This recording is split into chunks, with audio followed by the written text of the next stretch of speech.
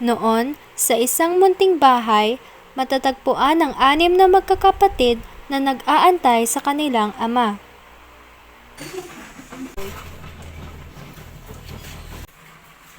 Uy, andyan ang tatay. May dala sa kaya ng palikit. Kainit naman ng ulo, baka pagpaluin naman tayo. Mga anak, may dala akong pansit-gisado para sa inyong lahat. Lagyan magbalik, mahal ko. Yay, may dalang pasit ang tatay. It's a trap.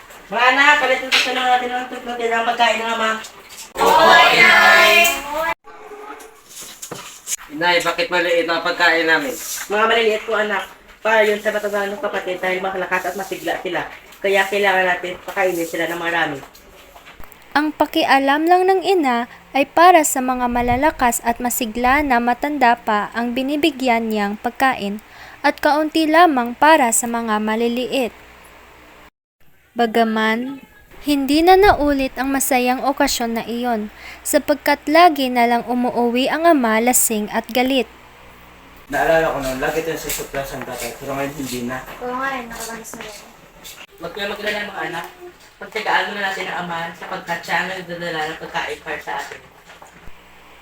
Habang lumilipas ang mga araw, hindi na nagdadala ang ama ng pagkain.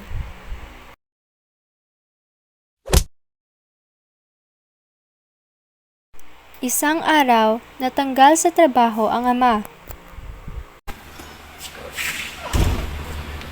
Maganda umaga din ako. Bakit ka pala hindi trabaho? Alam mo ba ang tutulog sa iyo? Pasensya, hindi ko na yan ulitin. Wala kang kwenta, tanggal sa trabaho ito.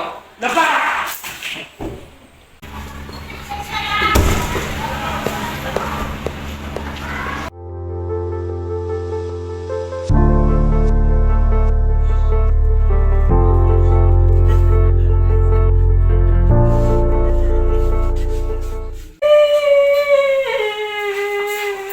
Uy, patay, may kamilis mo, may pag-iyak, nandyan ang tatay. Tahan na, Manoy. Nandito si tatay. Baka makala ka. Wala yung bata, di matatahimik. Asa na ba si inay?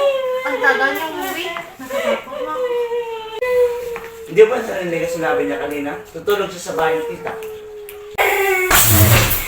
Ano ba yan? Ang ingay-ingay mo! Umahimik ka! Tumilapon sa kabilang sulok ang bata dahil sa hagupit ng kanyang ama. Pagkaraan ng 2 araw, namatay na si Moymoy. Lubhang nalungkot ang pamilya sa pagkamatay ni Moymoy. Samantala, tila na konsensya at nagsisisi ang ama sa nangyari. Nalulungkot ito sapagkat wala siyang trabaho at namatay pa ang anak.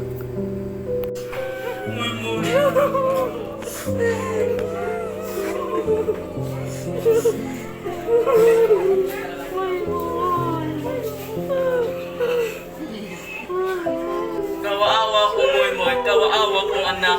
Moy. Bagong anak. Manoy, bumalik ka na.